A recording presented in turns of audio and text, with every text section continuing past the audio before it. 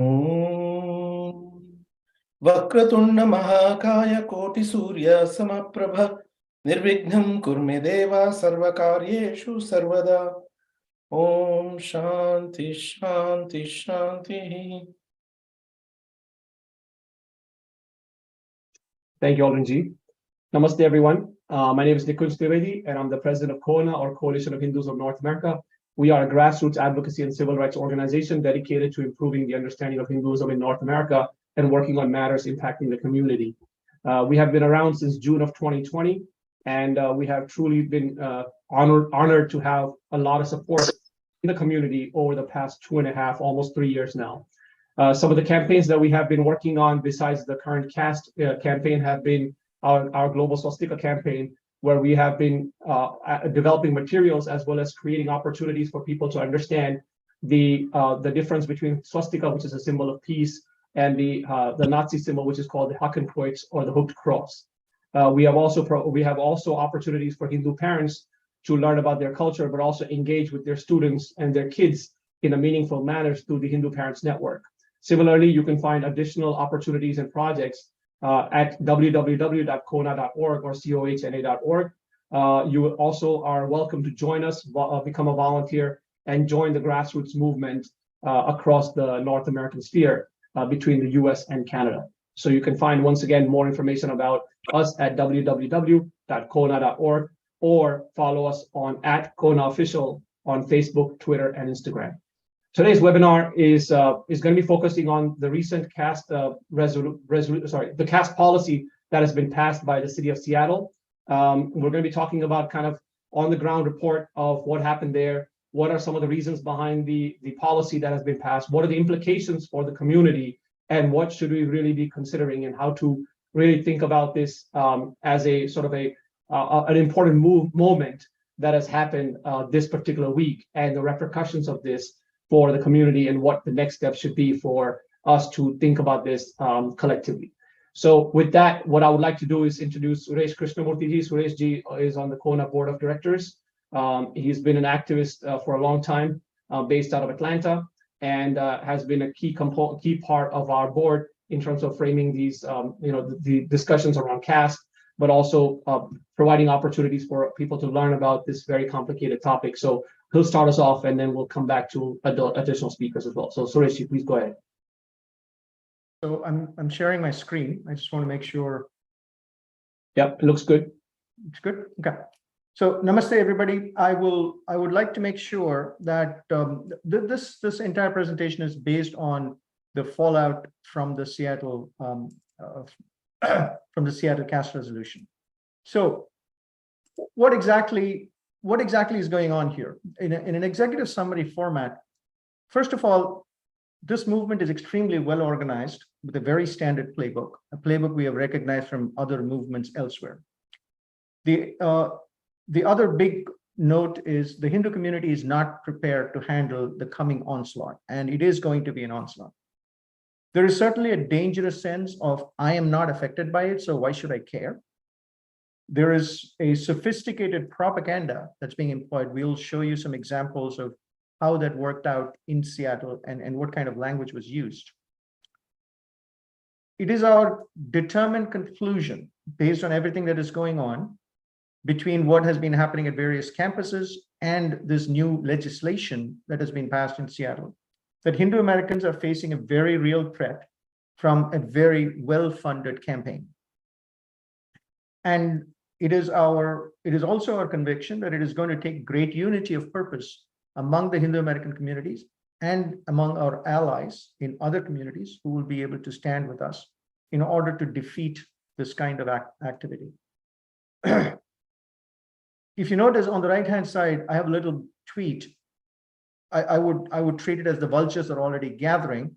We have JP Diol, who has basically said, I'm admitted to practice law, would love to be the first to litigate such a case on behalf of someone discriminated against on caste.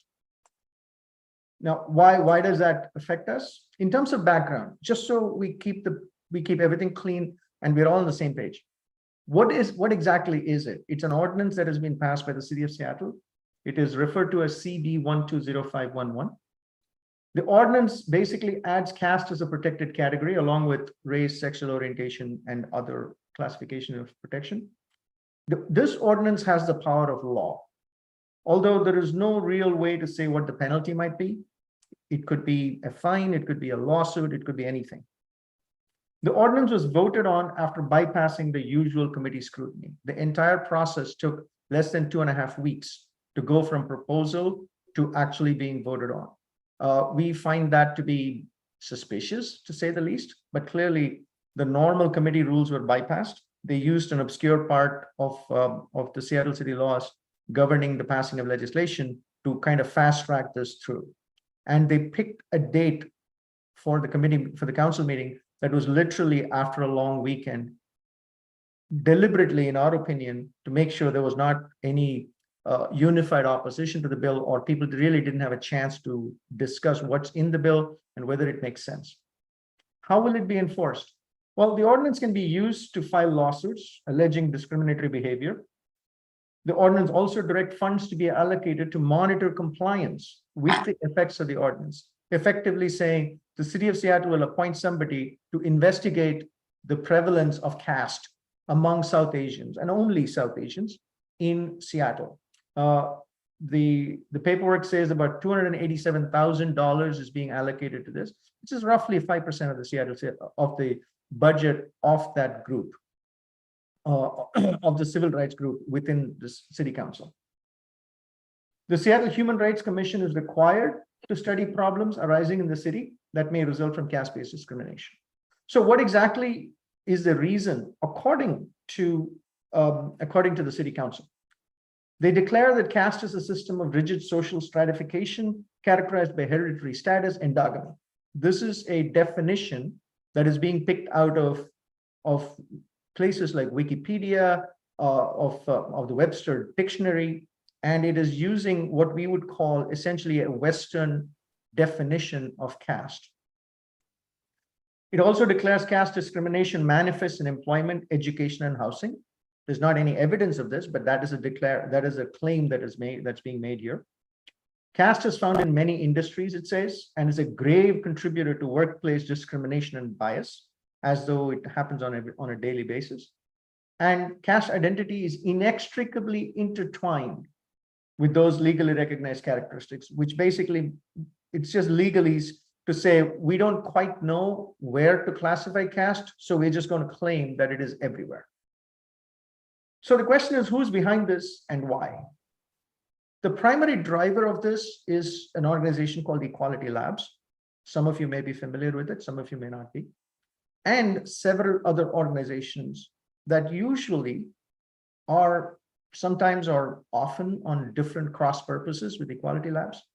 So the question then becomes, okay, why are all these groups joining together to propose and support a legislation like this? The best analogy we can show you, we show it to you in a couple of pictures here. In the forest, in the plains of Africa, when a large carcass is found, the scavengers that show up under normal circumstances, they're opposed to each other. But when they find a large carcass, they come together to feed off of it. It is our firm conviction that the goal of all these organizations is to turn the great Hindu religion into a carcass that they can all feed off of. Today, they are coordinating their efforts deliberately in order to basically shut down Hinduism as a religion. And we will have a lot of evidence on that going forward. So as the second picture shows, which I think which we feel is very apt. Vultures don't have strong enough beaks to tear through the elephant's hide, so they have to wait in line behind the hyenas. There's a pecking order that is being followed. So one organization opens up a front and another organization joins in. But the goal is always the same, is to go after Hinduism as a religion. So with that, let me turn it over to Shobhaji. She was on the ground during the vote on the 21st, and she has some observations to make. So Shobhaji.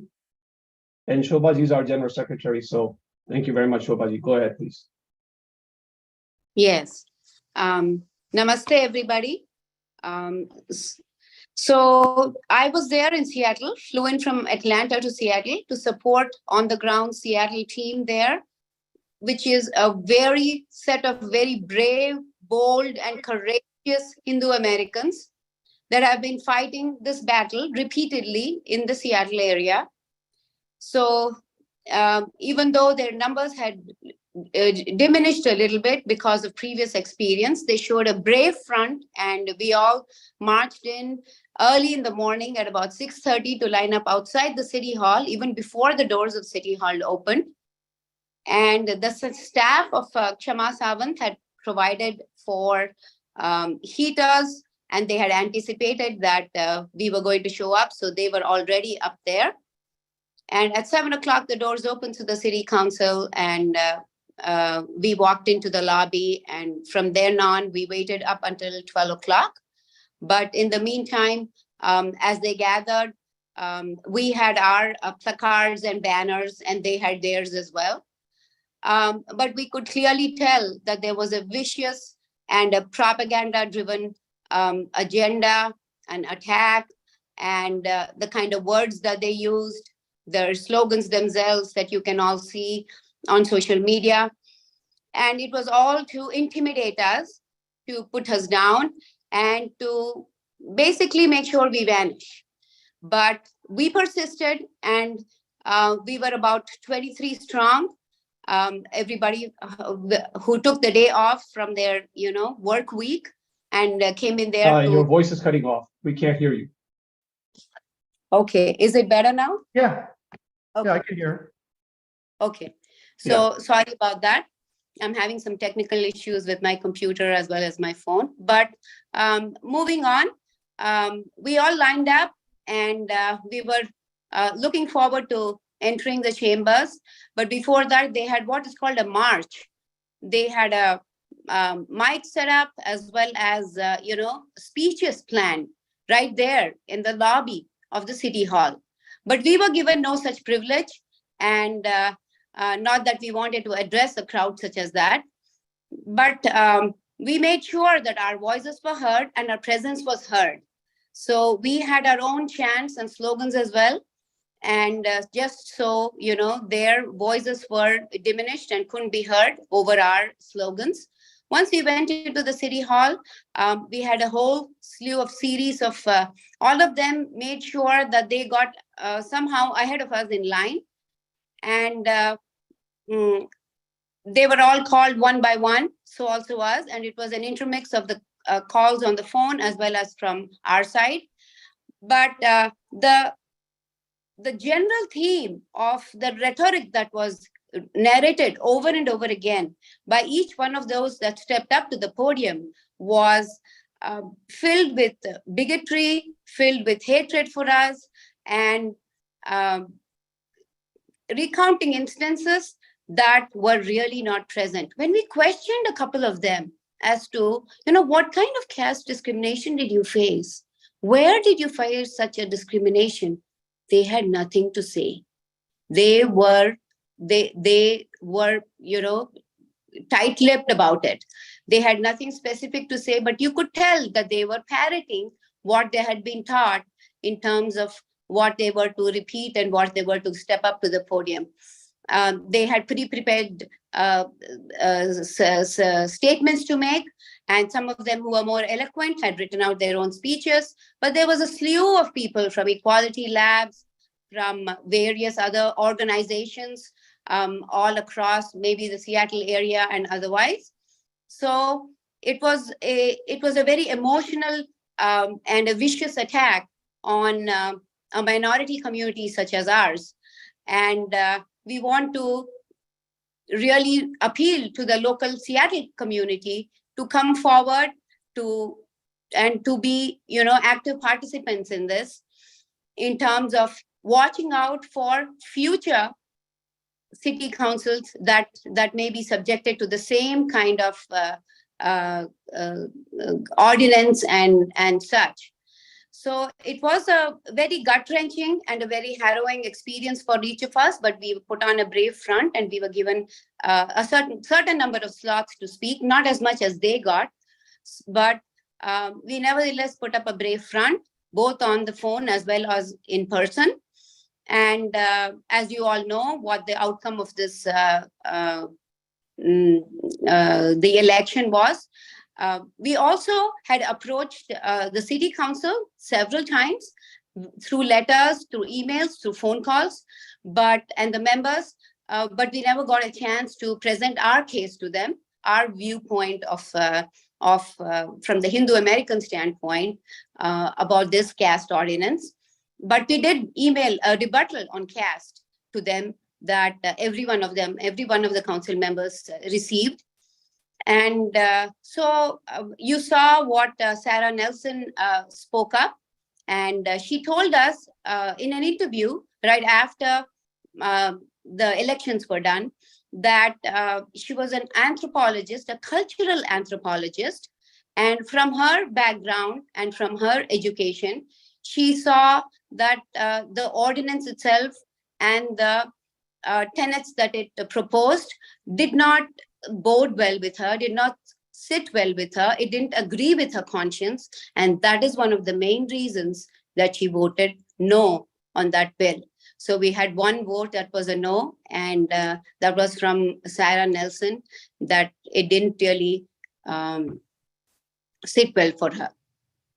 So Shobhaji, on that note, I think, thanks for that update. We really appreciate that. I think the big takeaway on that was there was a contrast between the way the yes vote, the group supporting the yes was organized, and the way the opposition was organized.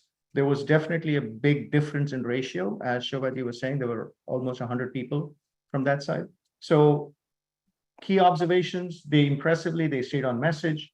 There were very large numbers of them. They were well funded, well coordinated, particularly with the bill sponsor. There was a lot of communication going from Kshama Sawant to the people who had come to speak on it. And more importantly, they had a very, very good understanding of the process. They knew exactly how it worked.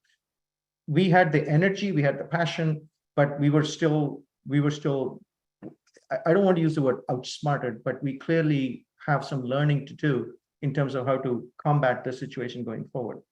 And yes, we were certainly late to the game because we found out about this bill. This bill has largely been moved in secret by people who are predisposed to supporting it. So thanks, Shobhaji, for that update. I'm going to turn it over now to Nikunj to talk about how are we going to face the next one, because this is not the first. This is not going to be the last.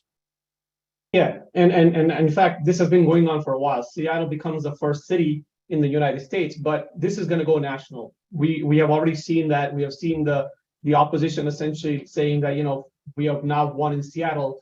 Let's take this national. Even Kshama Sawant herself said the same thing. So this is definitely going to go national. We have been observing and following these trends for a while. I would say that where this playbook has been around for a while. So take a look at where the CAA resolution cities were, right? That's been the pattern. Kshama Sawant was one of the first, lawmakers who had introduced the anti-CAA resolution and got it passed in Seattle. So it's the same type of players who are being behind it. So looking at that, cities with a strong tech company presence. Again, we'll talk about this a little bit later, but that's where a majority of the quote unquote, I would say efforts will be focused on. And we will see that happening across the different parts, especially on the West Coast, some cities on the East Coast.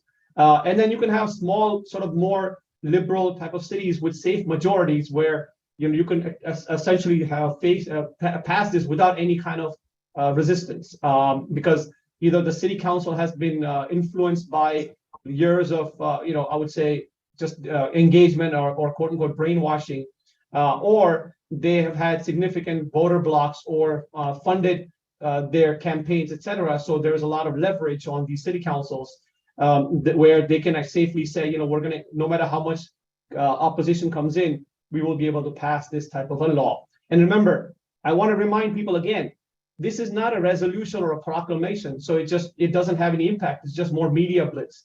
This is an actual law, folks, we're talking about. That would literally have an impact on you, whether it's sentences or fines, et cetera, et cetera. So that's something you have to really keep in mind. The ultimate goals here are to encourage lawsuits against the so-called upper caste folks, whether you're talking about truly upper caste or how you define all that stuff, we will talk about that a little bit later, but really to encourage more and more lawsuits against the sort of the Hindu American community, essentially. It also wants to force companies, essentially, to capitulate under the whole idea of the DEI, the diversity, equity, and inclusion trainings, and include caste training as part of that, and make a whole lot of money behind this. So, sometimes with companies having large budgets, they would rather just, include this as part of their anti-discrimination policies rather than worrying about like fighting this and so on and so forth. And then essentially piggybacking on the current DEI wave that has been sweeping the country, going and saying, okay, we also need to include caste as part of the training. And this has already happened, by the way. So it's not like it's going to happen at some point. We have already seen these types of trainings happening in certain tech companies for sure, but also certain financial companies, which I was quite surprised about. And then, of course, the ultimate goal is to perpetuate the divisions rather than unifying the society. So a lot of the Hindu community members, for example, including CoHNA, have been working on unifying the Hindu society and truly having a platform where Hindus of different backgrounds can come in together. As you can see, Alden Deepakji will talk about his experience a little later. He's part of a national steering committee.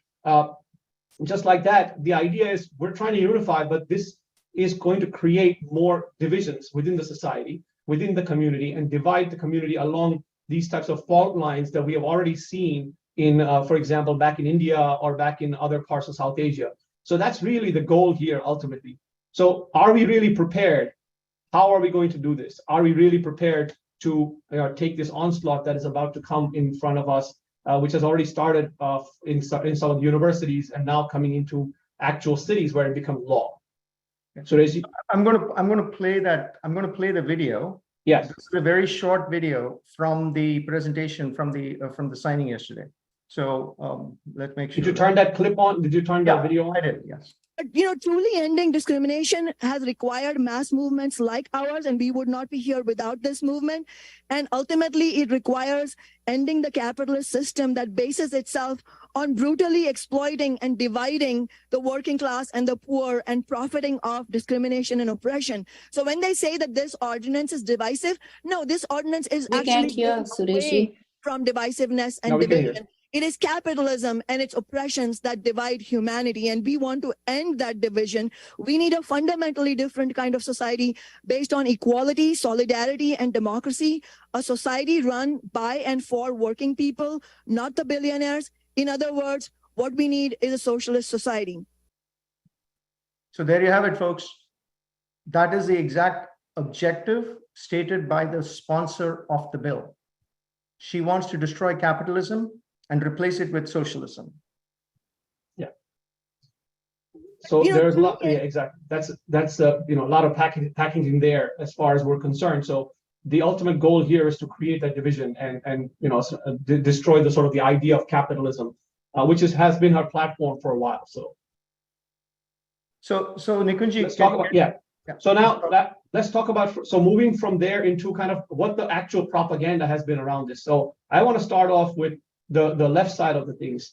Over the past 2.5, 3 years, and even longer, since I've actually been in, for more than 2 decades, we've been seeing this type of propaganda, where, for example, Equality Labs, the main organization that has been behind this, that has been drafting these resolutions, has openly said in March of 2020 that Hindu festivals such as Holi are casteist and violent, that celebrate the burning of a Dalit Bahujan woman.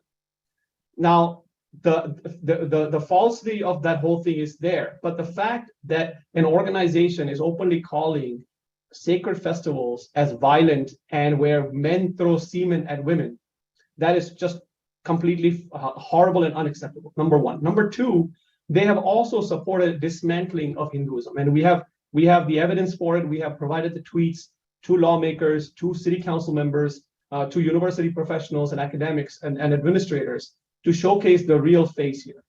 Similarly, Hindu symbols and practices like yoga need to be rescued from Hinduism because they are actually not Hindu.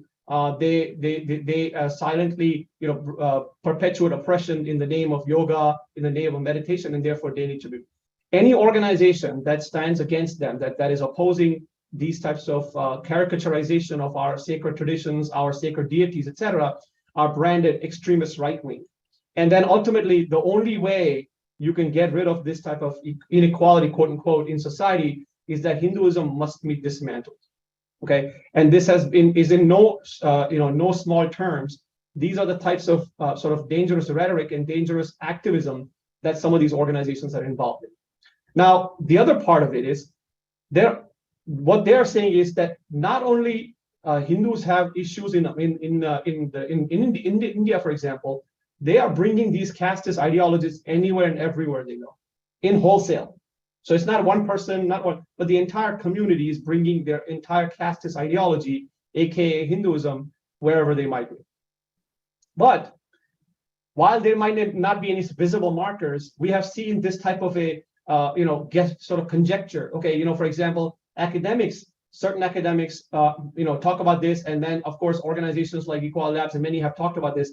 How do you ascertain a caste? Okay, well, you look at the last name, your skin color, your village name, who they hang out with, what kind of questions they ask, whether they are wearing the sacred thread or not wearing the sacred thread. These are what they call visible caste markers, or identifying. Even though there are no visible caste markers, they try to essentially create a framework of what a casteist person may look like. So all of a sudden, my last name is Trivedi. All of a sudden, I am considered a casteist because apparently I'm a Brahmin. Whether I identify myself as a Brahmin, whether I wear a sacred thread, whether I'm vegetarian or not, it doesn't matter. But again, these are the markers by which anybody who identifies as such is a casteist person. And by the way, vegetarianism as a lifestyle is considered caste discrimination. Not only is it considered caste discrimination, it's actually considered violent vegetarianism or militant vegetarianism, as we will see a little later as well. This was one of the quotes from the actual testimonial where they said that Jainism, or the Jain tradition, or people who are Jains, are following militant vegetarianism. So this is the type of, yeah. So Nikunji, why don't we just go to the tape on that one? Let me just exactly. Let's do that. Let me just play the clips. Yep. Jain by birth, which is infamous for a militant form of vegetarianism, to such an extent that everyone and everything that's deemed impure are ostracized and barred from being touched. I am married to a Dalit woman. My wife is not yet protected from my own family's discrimination because caste is not a protected category in the US. Okay, now that was one person saying that he was going to use this ordinance to force his mother to like his wife. I mean, this was, and we're not making this up, right? Next one. For example, a cousin of mine refuses to eat in outside restaurants because there may be food cooked by people of other castes, and she considers it impure. So if I choose not to eat outside, so for example, during COVID, when we were really not eating outside, a motive is ascribed to us to say, hey, you're not eating outside because it may be cooked by somebody of a different caste or whatever. And therefore you're casteist. Therefore you're casteist. Because of caste discrimination, I have been ridiculed for being meat eater. Because of caste discrimination, I have been ridiculed for being a meat eater. So when we talk about, this is the evidence. This was read into the records of the City Council of Seattle as evidence of caste discrimination, that somebody felt that their wife was being mistreated by their mother because of caste discrimination. So and vegetarianism. And vegetarianism. So this is a classic case where propaganda just meets absurdities, where people have really no idea what constitutes discrimination. And the city of Seattle, which ought to know better, is going along with it. Yeah, and let me finish on a different note, but a related one. Here's on the right side an actual flyer that was actually passed around during the protests. Basically, it says ban caste discrimination. Which side are you on? Okay. On the left side, they showcase a bunch of 175 total community and labor organizations, including all the people that apparently Arundhati Roy is an organization. I didn't realize that part, but apparently she is. Cornell West is also an organization, apparently. But hey, you know what? Who cares? Let's just put all of them there. On the right side is where the propaganda starts. Who's opposing caste discrimination? Now, look at the organizations that are put there. They have a big block of Vishwa Hindu Parishad, and the entire block reads about how Vishwa Hindu Parishad is responsible for human rights violations, killing of minorities, blah, blah, blah, blah, blah, just an entire wall of information. And then you have three other organizations at the bottom, Hindu University of America, Hindu American Foundation, and CoHNA. All three are considered right-wing organizations that are supporting the Hindu nationalist BJP. Okay, so this is the type of propaganda. So essentially, when this flyer is given to some city council member or someone in the media, it goes to show that there is really just a bunch of Hindu right-wing groups that are doing this. And by the way, Vishwa Hindu Parishad was not even there in that sense. So there's a whole different ball game that they're playing here. But regardless of that, what they completely disregard is the fact that 113 plus Hindu, Jain, non-Hindu organizations, 2 Dalit groups who are Hindu Dalit groups were all part of a coalition that opposed this caste discrimination policy. Okay, so that they don't show. Of course, this is exactly what propaganda meets absurdities, but how propaganda was pushed on the day of the vote itself. So we just wanted to kind of share this type of real critical information. Next slide.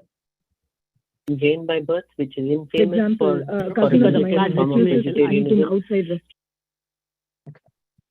All right. So what does it all mean for people of the Hindu American community? So we wanted to make sure we spend some time on this. These are real threats that Hindu Americans are facing, particularly if you're in Seattle area. And they've been constructed by evidence that is essentially sleight of hand. So, for example, anyone of South Asian origin is vulnerable and in legal jeopardy because the ordinance repeatedly makes it clear that caste is South Asian. And then there was a lot of protest, and there was somebody pointed out, that somebody must have pointed it out to them. We did, but others did as well. It's saying, why are you singling out Hinduism? Then they came up with a quick-fire amendment that expanded the definition of who might be casteist to include everybody from literally Japan through Southeast Asia, through South Asia to Africa. Now, notably missing was obviously Europe. The irony is, of course, the word caste originates from the word casta, which of course is Portuguese. But in any case, as it stands, this legislation covers caste as a problem ranging from Africa to Japan, right? There is no objective definition of caste, only a vague notion of practice. So they talk about there are multiple preamble clauses that try to describe what caste is all about, but essentially they're quoting Webster's dictionary. Now, as you will see in the upcoming videos, Kshama Sawant, the sponsor of this bill, she freely admits that the purpose of this ordinance is to encourage lawsuits against bosses by workers, which is perfectly in line with her philosophy, which is that of a socialist. She has made no secret of that. But now she is using caste as a wedge issue to try and get people to sue their companies, sue their bosses. And you'll hear her say it in her own words. And the basic claim is that the Cisco lawsuit, the lawsuit from on Cisco by CDR in California, is evidence that caste discrimination exists. So they're making the argument that mere evidence of a lawsuit means caste discrimination exists. So you put 2 and 2 together, and you inevitably come up with 4. One side of it, it says you have to create more lawsuits. The second side says lawsuits is evidence of discrimination. What does that mean? What it means is I don't really have any evidence of discrimination, but because I think lawsuits are an evidence of discrimination, I'm going to encourage people to file more lawsuits so I can turn around and say, yeah, see, all these lawsuits means there's discrimination. An entirely self-fulfilling kind of argument, which of course is absurd nonsense, but at the end of the day, it's now the law of the land in Seattle. So what kinds of sleight of hand have we noticed? Well, on the one hand, caste is rigid stratification. Once you're born into a caste, you can never change. But simultaneously, it's also self-identified. we challenged one of the council members to declare why this would not result in people being asked what their caste was or declare their caste, carry papers. And she was like, no, people just self-identify. Well, but if you self-identify, how can it be a rigid stratification that is impossible to change? If it is based on last name, why is it that Tenmari Soundararajan, whose last name is a Brahmin last name, can declare herself to be a Dalit? Where is the evidence? And what kind of standards are we talking about? They also claim that it will be prosecuted without asking for the caste of the plaintiff and the defendant. This is like claiming I will prosecute a racial bias case without knowing the race of either the plaintiff or the defendant. It's absurd. And these are statements that are made in open chambers. They're basically saying we have no data, but we need this law so people can sue to collect data, like I was mentioning. Caste has no visible markers, but last names are caste markers. So let's go to the tape. Let's listen to Council Member Kshama Sawant. Wage. I had corporation after corporation had the nerve to come into our office and say, you care about black and brown workers, poor workers, low income workers, but really, let me tell you, if you pass $15 an hour, you'll end up hurting them because you know what the code, what they're really trying to say is that we might stop employing people who are of low income backgrounds. And first of all, that's a really vile threat. And second of all, none of this ever happened. In fact, $15 an hour lifted 100,000 workers out of poverty. And what we will get if we win this ban against caste discrimination is genuinely empower caste oppressed workers and our movement to fight to win lawsuits in the courts against massive corporations and corporate executives like in Microsoft, IBM, Google, Facebook, and so on. The list goes on. And as the list goes on, let's see how she intends to persuade these corporations. Wage. I had corporation after corporation. Be clear about the details.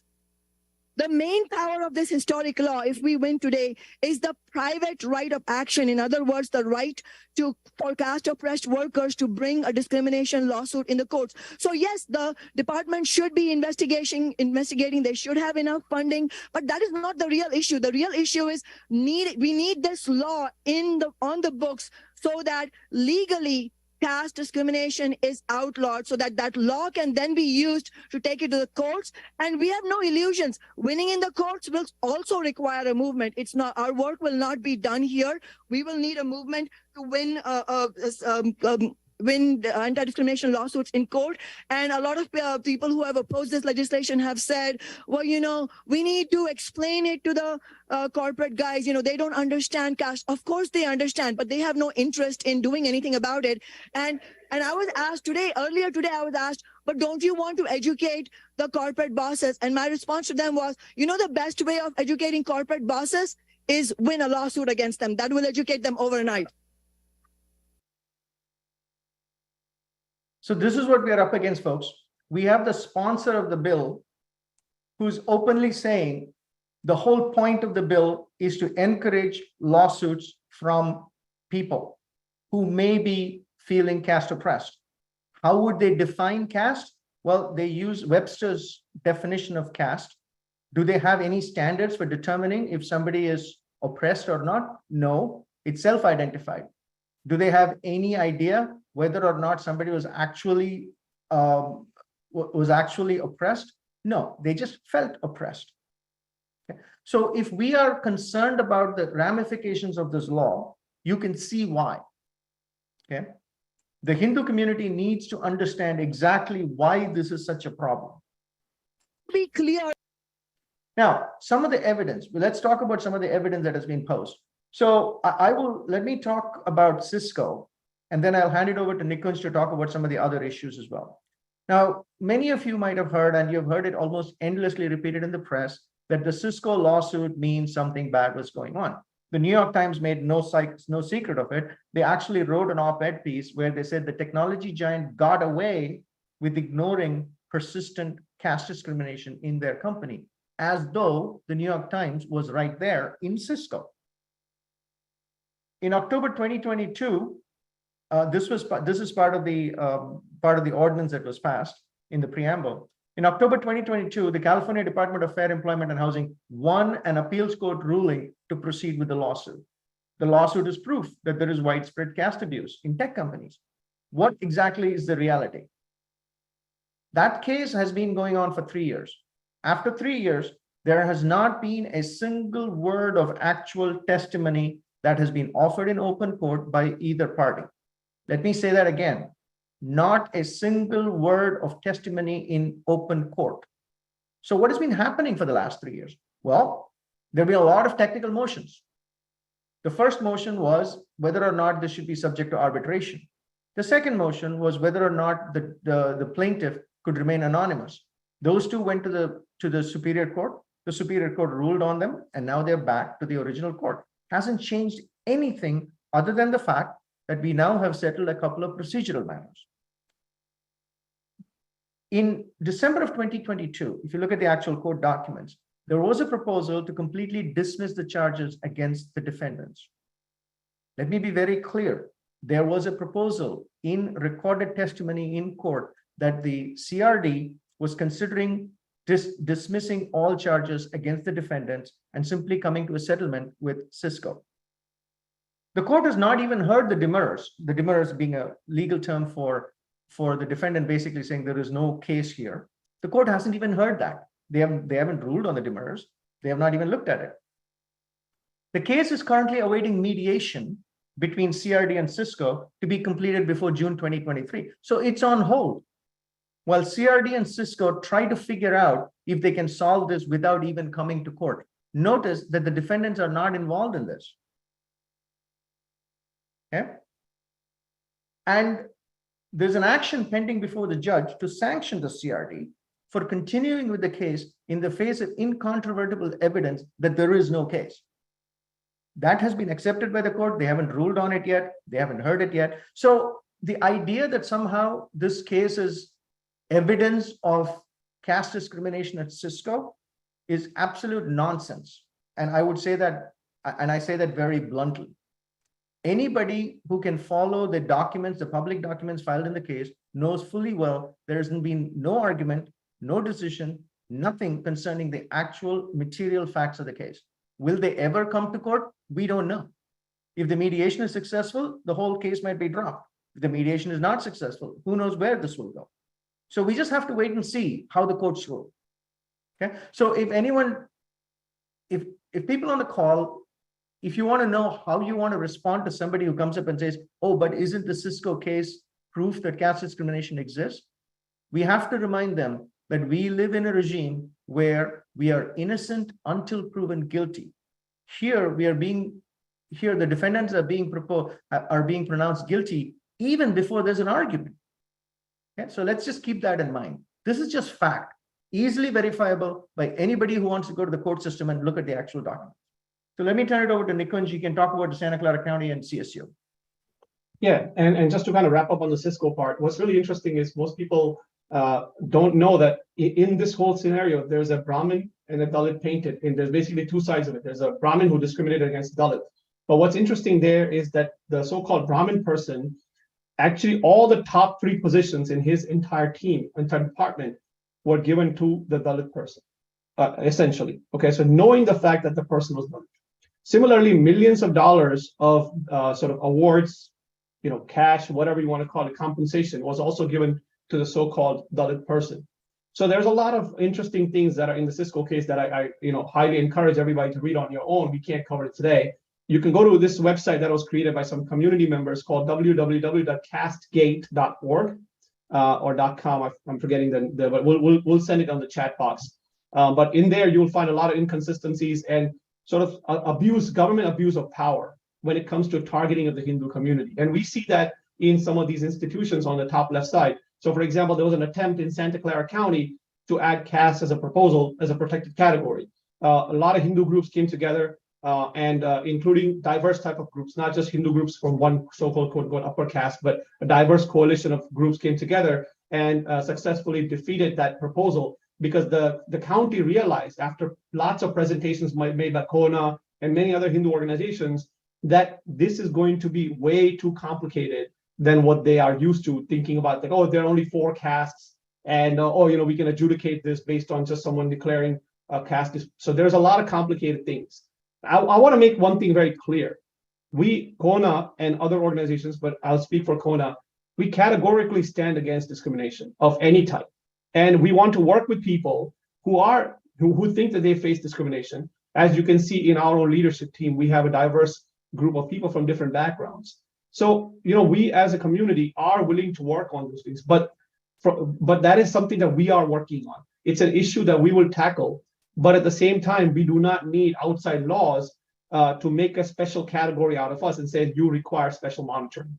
So let's move on. Similarly, CSU, Cal State University System, added as a caste as a protected category.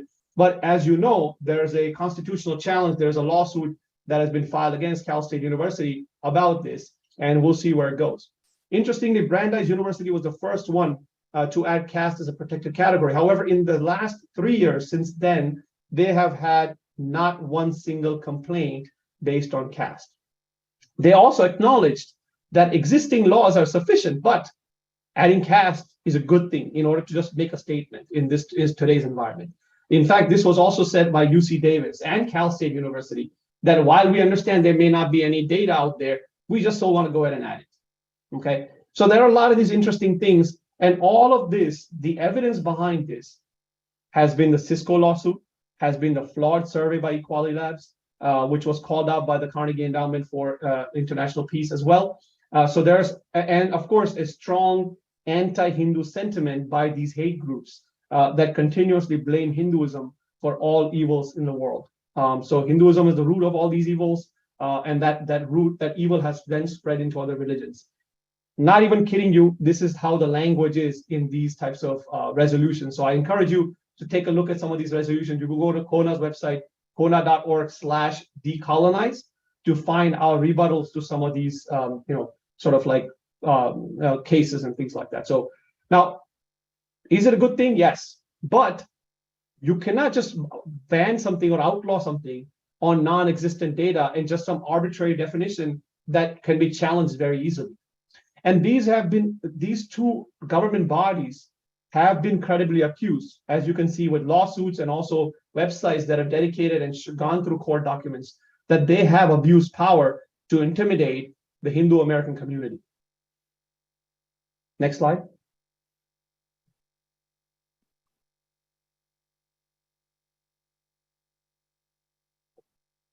So now we come to this point, are we right-wing? So I want to kind of just, I've been talking about this a little bit. What I would like to do is just remind people that we have people from all backgrounds. Our national leadership, our national steering committee, as well as our board of directors, contains people from different backgrounds. And we do not like to use these categories because nobody, when they came to CoHNA, nobody said, hey, by the way, are you a Brahmin? Are you Shudra? Are you Dalit? Are you Bahujan? Whatever, right? Nobody asked that. And we are truly caste indifferent. Most of the people who came, and I'll share this anecdotal story, and Audrey will speak next. But let me tell you a story. After this whole Cisco debacle happened, one of our board members, stood up one day, and she said that, I must confess something. And we're like, yeah, go ahead. What would you like to confess? She goes, I'm a Shudra. And we were like, just like, why are you talking about this right now? She's like, well, I don't want to talk about this type of a category because I don't identify myself like that. But because of what's going on outside, I had to make it clear that I'm a Shudra. I'm a proud Shudra. I'm a proud Hindu, and I'm proud to be part of CoHNA. And that board member had the courage to then go on and talk about her quote unquote Shudra background, because she said that nobody should dare to tell me I am lower than anybody else, because who the hell give you the right to adjudicate that? So with that, I want to give it to our steering committee member, Audrey Deepakji, to talk about his experience. You're on mute. You're on mute, Audrey. Thank you, Nikunji. So sad that we are all gathering here to talk about these horrible things when we could have just met to talk about the wonderful thing that our collective experiences have been. But unfortunately, we are here because of that, so we have to talk about it. Just two things I want to talk about from the Seattle thing. There was this one person was talking about how militant vegetarian. I want to understand that word, that phrase, militant vegetarian. I went through in my mind over and over. I don't think those two like have anything in common. And this person also said that his mother is not treating his Dalit wife so well. I'm so sorry for the wife, but it's your problem. It's obviously there are people in your family who are ignorant, uneducated, and not willing to think about other people. That has nothing to do with any Hindu that I have met for the last 35 years I lived in America, or the 19 years that I've lived in India. So my experience, I know Sanskrit today because somebody who knew Sanskrit who taught me. I was taken care by a person who is not related to me, who was a friend of my father, who is a Dalit, who she was a Brahmin. She took care of me, and I had no connection to her. And I all of my friends that have been around me were from, we never asked each other ever which caste you belong to, either in India or here. So these things just, it's all made up so that somebody's career either can advance, or their own mind, however that is formed, whatever the ignorance or the prejudice that they have, they're projecting on other people. And it's a sad thing. I wish I could tell you, I had that experience so that it could be true, but it's not at all true. And the worst thing is, in America, kids who grow up here, they don't know anything about India. Most of them don't even care about learning anything about India. Forget about caste. You know, there are over 5,000 castes in India.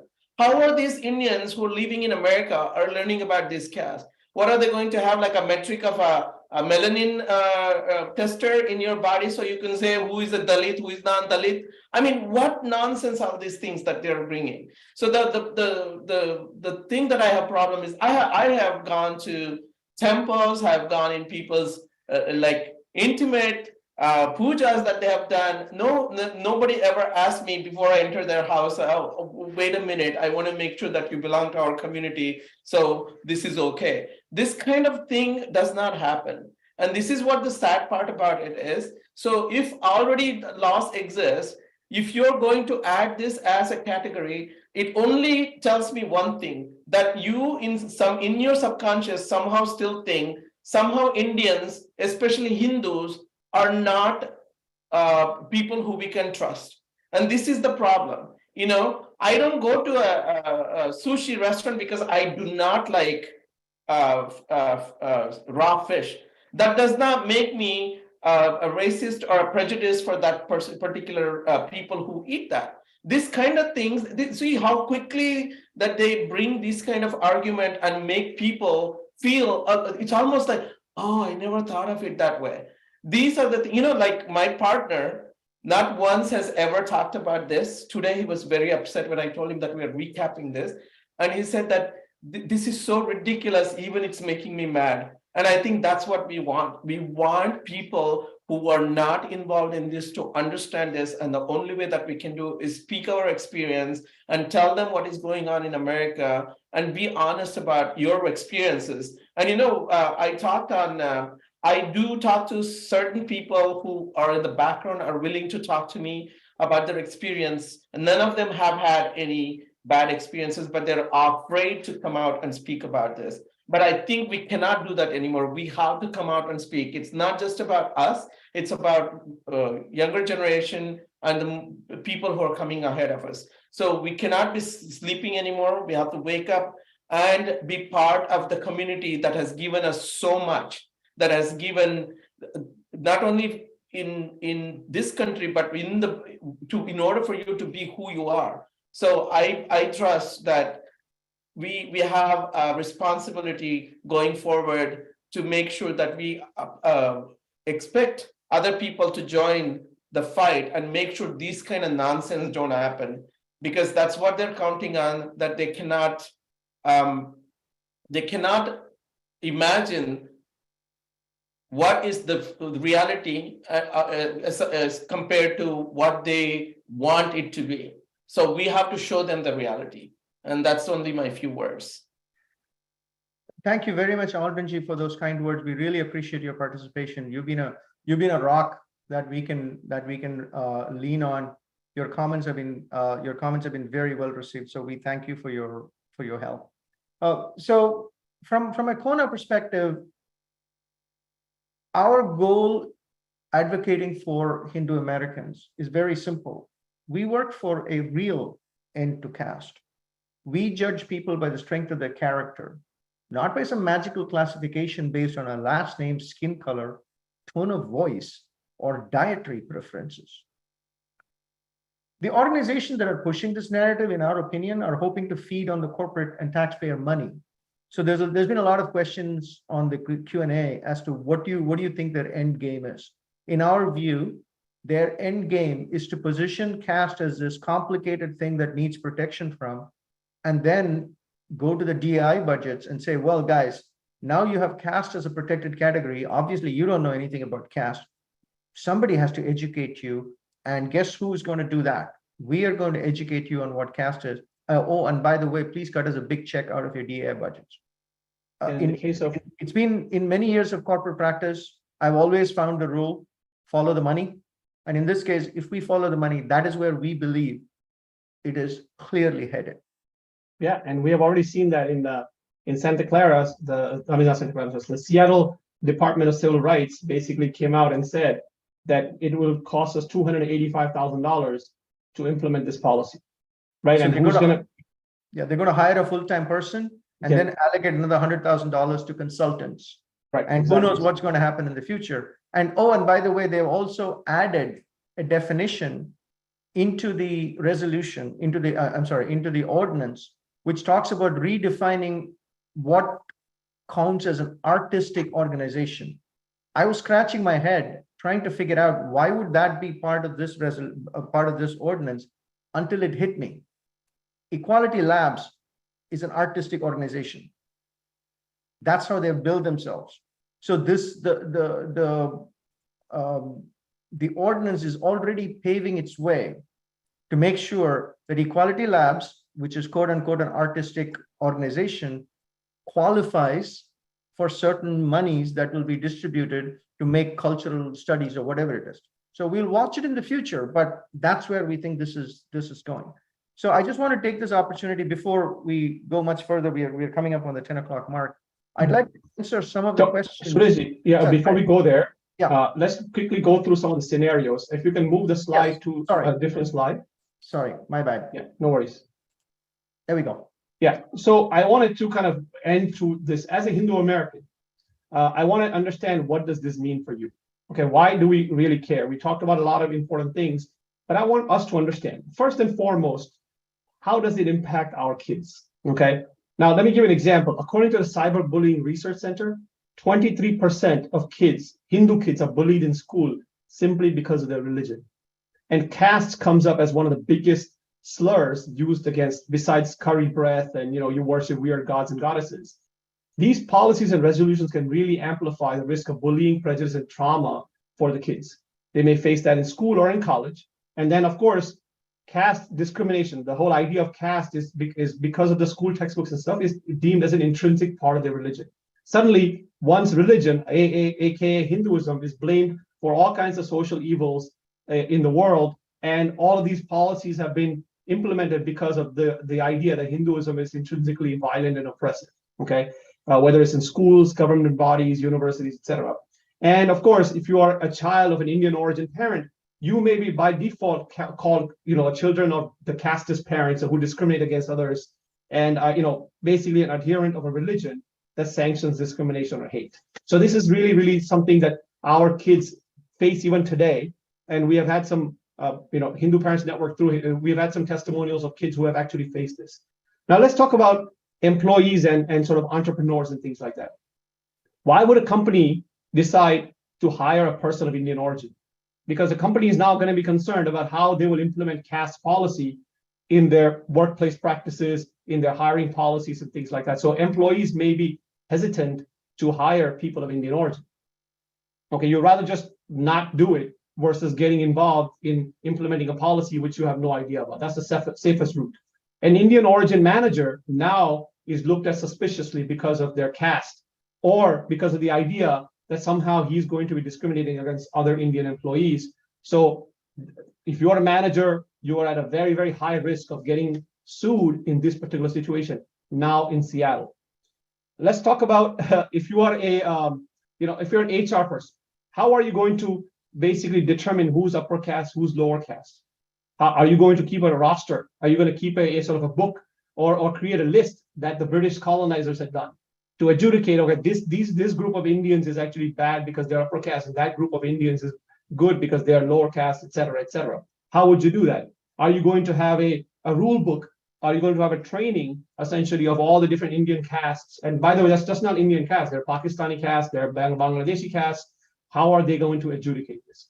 If you're an entrepreneur, again, you will be concerned about hiring people who are other Indians. Potentially you get sued. Let's say, for example, if you're a 7-Eleven owner, you decide that you're going to hire someone, or a motel owner, you're going to hire somebody. Let's say you hire somebody who has a different last name, and then you let them go, and they turn around and sue you, not because of any other discrimination, but because of caste discrimination.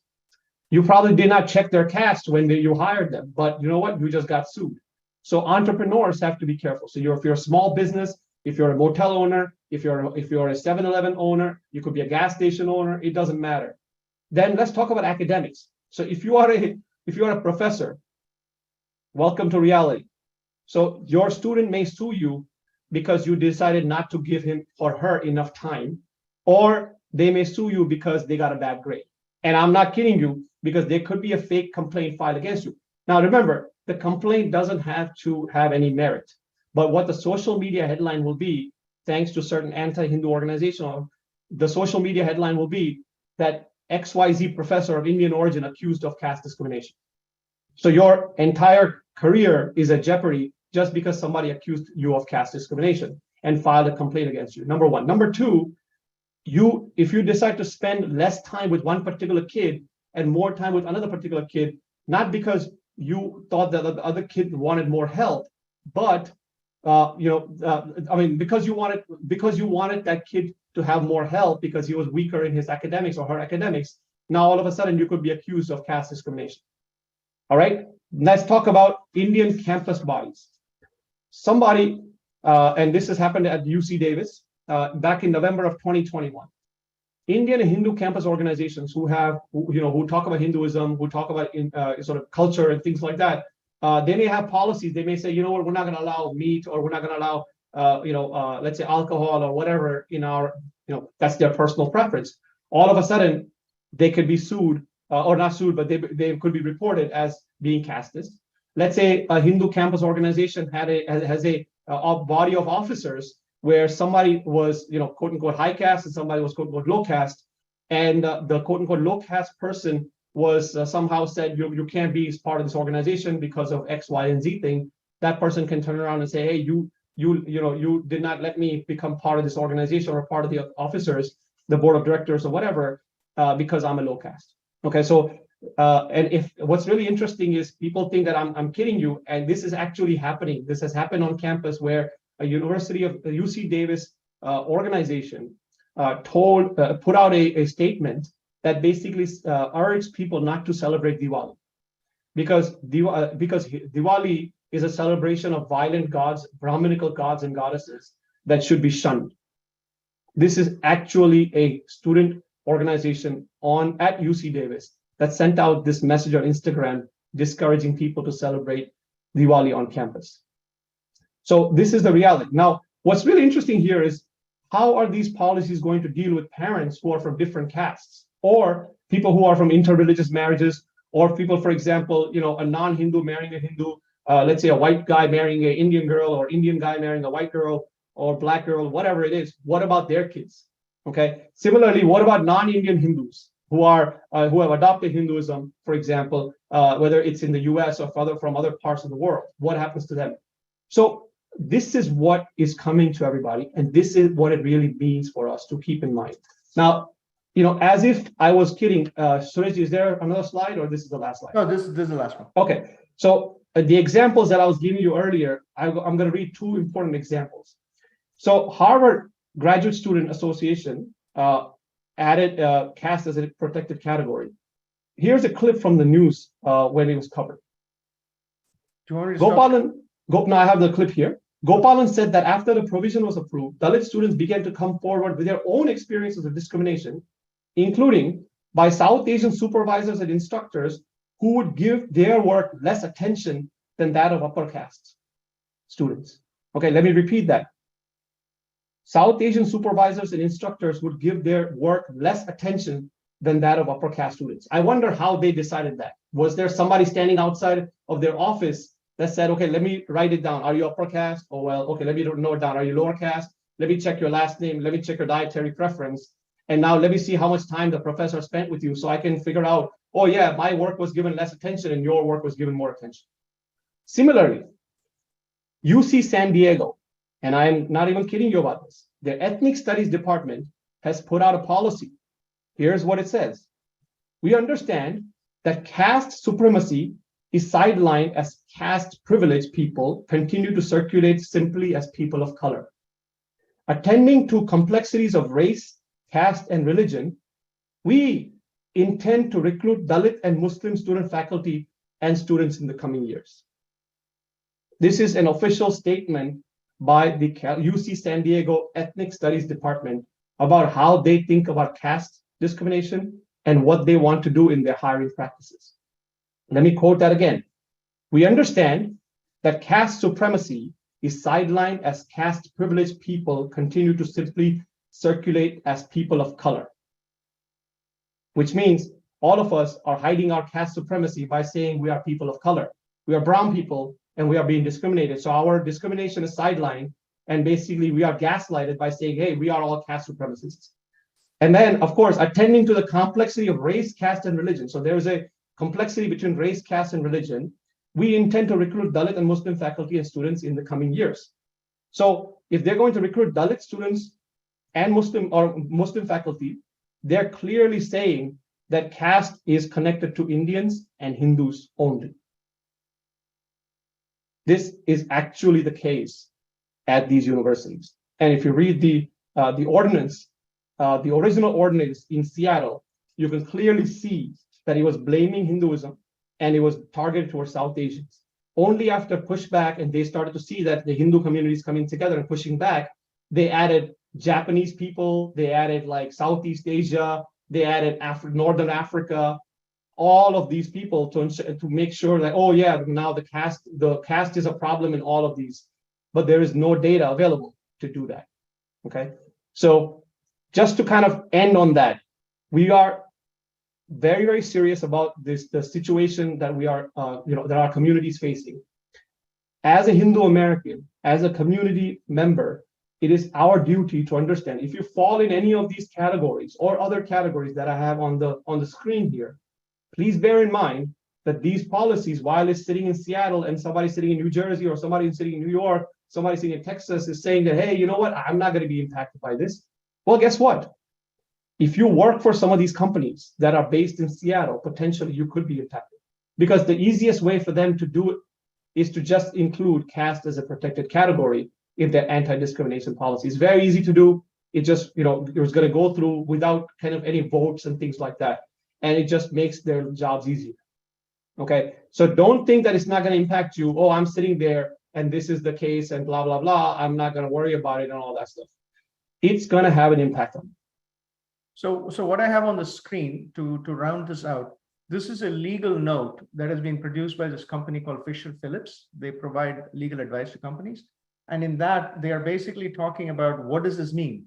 They talk about caste being a complicated and fluid term. It talks about 4 varnas. And then it says it extends to Christian Muslim communities in Japan, Middle East, Nigeria, Somalia, Senegal, et cetera, et cetera. And here is the kicker, right? The full extent of caste as a statutory term for Seattle employers thus remains unclear, adding to the complexity. So what should you do? Well, you basically don't know what you should do. Essentially, it is saying you should be prepared to consider caste in performing disparate impact analysis. This is 2 days after we are literally 2 days into when this ordinance became a reality, and this is what we face. So let me take this time to answer some of the key questions that came up during the Q&A. One question, and I'm going to kind of combine them all. One big question that a lot of you have been asking is, can we do something legally? So I have as CoHNA, we have two answers to this.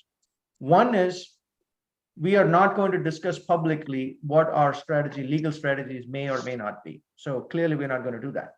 But the second thing is, I would like to clarify, in the United States, you cannot challenge a law until it actually becomes law. Today, since the mayor hasn't yet officially signed it, this law is still not necessarily in place. So even if we wanted to, we could not sue. So if and when it becomes law, we'll deal with it. The second question, related question was, can we do something to stop it? Theoretically, yes, the mayor can choose to veto it. Other things can happen. Is the mayor going to veto it? We don't know. We have no idea. People are welcome to write to the mayor to urge him to consider a veto by all means. His email address is freely available. It's bruce.harrell@seattle.gov. People are welcome to write to him politely, please. If you're going to write on behalf of the Hindu community, let's be polite and request that it can he please veto it, or at least send it back or do something. So we have to wait and see. The legal actions take some time. They have to be done very carefully, patiently, and they take their own sweet time. As the California Cisco case has shown, 3 years, not a single word of testimony. So let's just keep that in mind as the benchmark. The second question a lot of people have asked is, what can we do? Well, first of all, you can become involved. You can join CoHNA, you can donate, because all of this takes effort, it takes money, it takes a lot of resources. And if someone who's on today, if they donated whatever they can to the cause, to CoHNA, we would be that much better off to challenge the next such proposal. And we know that's coming. We just don't know where, but we know it's coming, right? So feel free to join us. Come join us. Donate to us, become a member, become a volunteer. We can talk about all kinds of opportunities that we have in CoHNA. But most importantly, get involved. This is not something that is going to go away because we kept quiet. This is going to eat us if we keep, and I'm not exaggerating. I'm not trying to scaremonger or anything of that sort. I have been in this country for many decades, and this is the worst I have felt, where I see it as a real threat. So it's important for everybody who's on this call, send the message out. If we are being alarmist, we are being alarmist for a reason. Join us, spread the word, be prepared to push back based on facts, but above all, educate yourself on what's going on. Get involved in the civic, get involved in your local, in your homeowners association if you have to. Talk to your city councilors, talk to your educational systems, talk to your principals, find out where this wind is coming from next. Let us know and help us fight this. So those are the two big things you can help with. One is you can help financially. And the second is you can be our eyes and ears on the ground and see what's going on and let us know when you see something. Also, Suresh ji, please cover that it's probably coming to some cities around Seattle. There is a pattern to this, and I think the Seattle on the ground Hindu Americans are predicting there is going to be Redmond City next and a couple of others listed. So we got to watch out. Could be coming to a city near you as well. Yeah. So our objective in putting this webinar together is to put the facts in front of you. There's nothing here that is not backed up by solid data. Okay. So we want to put the facts in front of you. We want you to think about this. Think about what you just heard. We want you to kind of figure out, what would you do if this came to your town, to your neighborhood, to your school, to your college, wherever you are? What would you do? Because it's coming. So let me turn it over to Nikunji for some final words, and then we can go from there. So Suresh, just to answer that question, would you, maybe Nikunj can answer that question. What would you do if it came to a city near you? What would we answer to people? What would be our answer? Yeah, first get in touch with us. That's the first thing. Send us an email at info@CoHNA.org. We have been working on this for a while. We are also connected to other organizations, so naturally this there. If you know local Hindu community organizations, do get in touch with them as well. If you're not able to get in touch with us, that's totally fine as well. Be the change, essentially. You have to get involved because this is going to be in your neighborhood. It's going to have an impact on your kids. You may say, you know, I'm older, I don't really have any kids. Well, what about your kids' kids? What about your neighbors? Anybody, you know, if you care about your culture, you will do something about it, right? It's very simple. You know, if we don't say the fact that the opposition has been able to make such an impact is because they've been working on this for decades. They're well organized, they're well funded, and they have a very clear agenda. Make no qualms about it. So we need to be clear on what we want and how we can be organized. And we take inspiration from our texts, our gurus, our leaders, etc., to rise up and stop not until the goal is achieved. And that's what Swami Vivekananda would do. That's what we are doing. So we encourage you to get in touch with us. That's the first thing. The second thing is organize locally. Okay, it's okay if you can't, if you're not well articulated, etc. We'll be able to help you write some memos, write some articles, write your context. There's a lot of resources on the website. There are other organizations that are also working on this that may have additional resources. So first step is to get in touch, and then we can try to help you as much as we can. And we can guide you through the process as well, how to reach out to council, how to reach out to your mayor, what would you say, what kind of script to use for your templates, all of that can be helped, yes. And if I can add one quick thing, that Yes. please stand up for your what you believe in and what is the right, what is Dharma, right?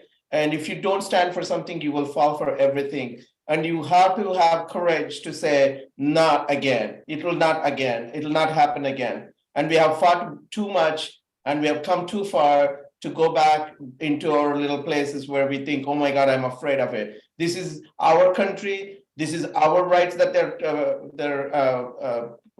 taking away from. So we have every right to fight back and we should not be afraid. And please tell your friends and family and educate them as well. So if you need more material for that, CoHNA has it. CoHNA has a wonderful program for parents and children, and also to understand what your tradition is all about. It has a wonderful program. Please do get involved.